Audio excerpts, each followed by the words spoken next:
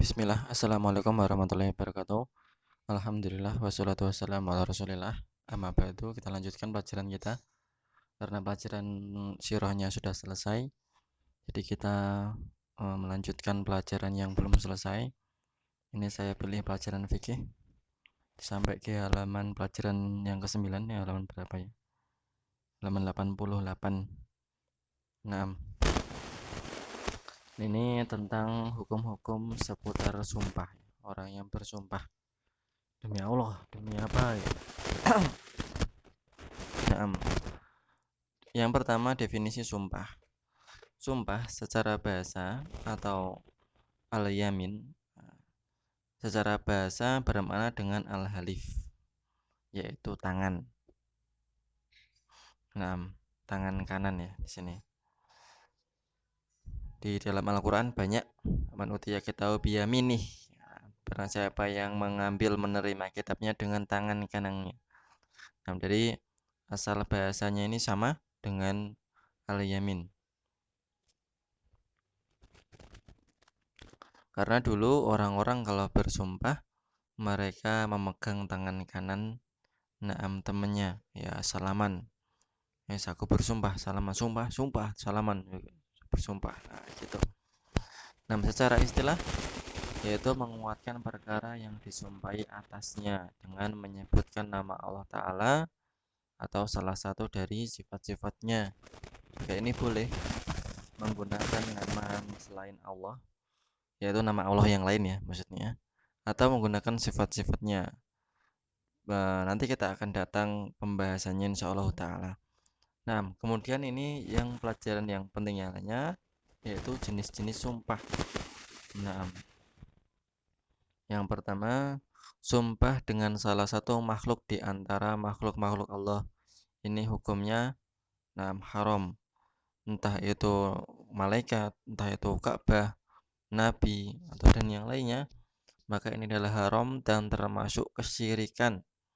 Nah, Nabi sallallahu alaihi wasallam mengatakan, ala innallaha bainahum yanhakum an takhlifu bi abaikum faman kana khalifan falyakhlif billahi aw li yas apa ini aw liyasmut. Naam. Ketahuilah bahwa Allah Subhanahu wa taala melarang kalian dari bersumpah dengan bapak-bapak kalian. Faman kana khalifan, dan barang siapa yang bersumpah falyakhlif, maka hendaklah dia bersumpah billah dengan nama Allah Subhanahu wa taala atau dengan Allah Subhanahu wa taala aw liyasmut, atau dia diam. Nah, ini hadis ini mutafakun alaih, hadis yang paling kuat di antara hadis-hadis yang ada disebutkan di sini tentang larangan bersumpah kecuali dengan nama Allah Subhanahu wa taala. Nah, yang kedua ini hadis dari Ibnu Umar radhiyallahu anhuma. Nabi sallallahu alaihi wasallam bersabda, "Aman halafa bi ghairillahi faqad asyraka." Nah, barang siapa yang dia bersumpah dengan selain Allah Subhanahu wa taala, maka dia telah berbuat syirik. Nah, perkataan Abdullah bin Mas'ud radhiyallahu anhu, aku bersumpah dengan nama Allah, na'am, kana uhibbu ilayya min an akhlafa bi ghairi sodikon. Na'am, bi ghairihi sodikon. Na'am. Aku bersumpah dengan nama Allah dalam keadaan dusta, lebih aku sukai daripada bersumpah dengan selainnya dalam keadaan jujur. Contohnya seperti ini, contohnya seperti umpamanya si B ini nyuri dia. Apa si B ini nggak nyuri sih apa ya? Umpamanya telat lah, dia telat masuk kelas. Dia bilang sama temannya, kamu telat nggak tadi? Demi Allah saya nggak telat. Bilang, padahal dia telat. Itu lebih disukai oleh Abdullah bin Mas'ud daripada dia berdusta, bersumpah kecuali dengan nama Allah meskipun dia benar. Kamu tadi telat nggak? Demi bulan saya nggak telat. Ya, itu padahal dia nggak telat beneran, tapi dosanya lebih besar karena bersumpah dengan nama Allah itu terjerumus ke dalam kesyirikan. Tapi di sini bukanlah suatu pembenaran untuk bersumpah dengan melegalkan sesuatu yang dusta. Bukan ya, ini hanya perumpamaan untuk kita berhati-hati agar menjaga lisan kita untuk banyak bersumpah. Nggak bagus juga untuk banyak bersumpah itu. Nah, dan sumpah seperti ini termasuk sumpah yang haram, yang nggak boleh. Ada orang yang bersumpah melakukan apa yang telah bersumpah untuk meninggalkannya, maka ada beberapa sebab berikut ini. Nah, karena satu, karena bersumpah dengan selain Allah merupakan kesyirikan dan kafarohnya adalah tauhid, maka wajib dia bertaubat. Naam, kemudian mengatakan mengulangi syahadatnya. Naam. Aman khalafa faqala fi khalfihi billati wal azi falyaqul la ilaha illallah. Naam. Wal azza, dan barang siapa man khalafa man halafa faqala fi halfihi billata. Naam, dengan lata wal uzza, dengan uzza, falyakul la ilaha illallah, maka hendaknya dia mengatakan la ilallah untuk memperbaiki syahadatnya. Yang kedua,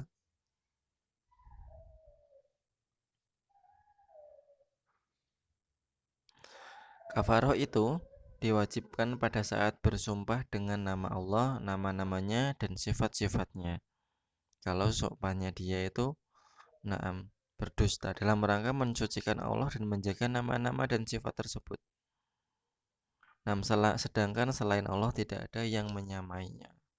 Nah, yang kedua, bersumpah dengan Allah dan namanya atau sifatnya ini boleh, sebagaimana Rasulullah SAW telah datang hadis-hadis yang dia naam demi jiwaku yang berada di tangannya. Ini kan salah satu sifat Allah Subhanahu wa taala yang dia menguasai makhluknya. Nah, hal seperti ini boleh. Nah, ini ada beberapa jenis sumpah yang ada di yang bagian kedua ini. Yang pertama adalah sumpah yang main-main. Dia aku benar, ya, tidak demi Allah, iya demi Allah. Demi Allah, ya. Kayak kemarin ada video viral polisi ngerebek ngerebek istrinya yang polisi juga selingkuh di hotel. Gimana itu? Aku itu sampai viral itu. Istrinya bilang, demi Allah, saya nggak ngapa-ngapain demi Allah, demi Allah. Padahal dia jelas di situ ngapa-ngapain, maksudnya ngapa-ngapain. Nah, nah ini perkataan-perkataan yang seperti ini, maksudnya dia hanya kadang biasanya tidak serius, tapi cuma main-main doang. Main-main, maka eh, sumpah yang seperti ini termasuk jenis sumpah yang sia-sia, yang tidak mengakibatkan sesuatu. Karena Allah Subhanahu wa taala mengatakan, la yu'akhidukumullahu billaghwi fi aimanikum. Tapi yang tadi terlalu banyak bersumpah itu ya tidak baik. Karena ya enam ya gimana ya?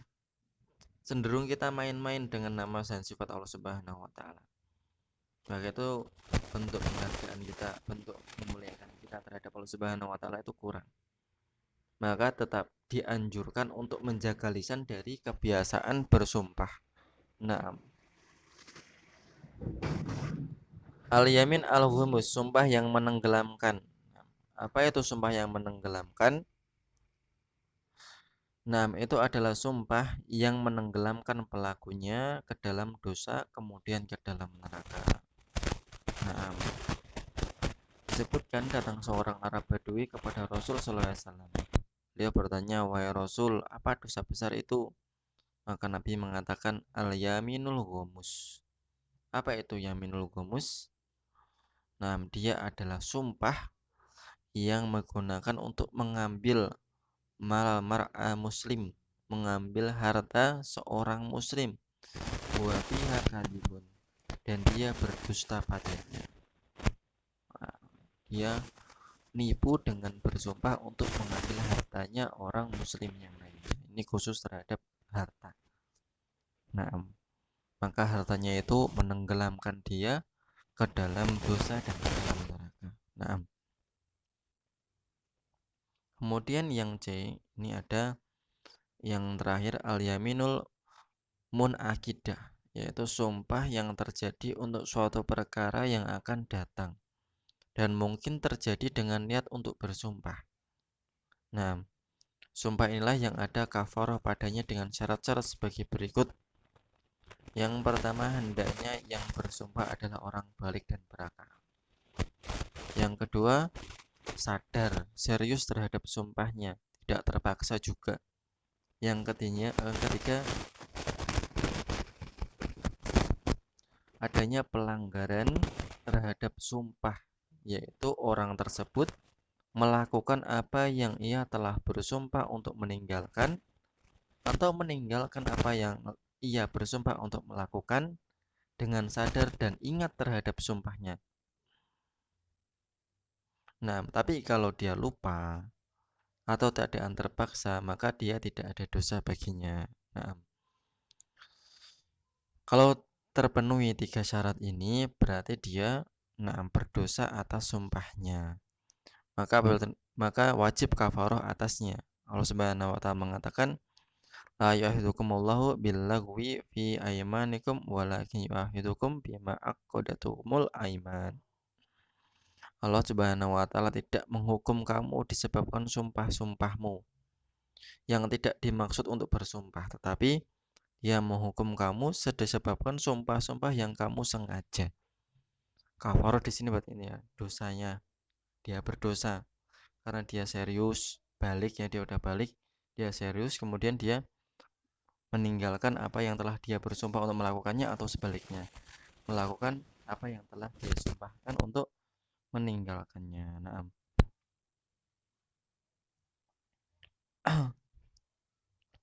adapun kafaroh yang hukuman melanggar sumpahnya, insya Allah kita bahasnya di pertemuan ke depan ya. Insya Allah ta'ala. Aku qouli hada. Assalamualaikum warahmatullahi wabarakatuh.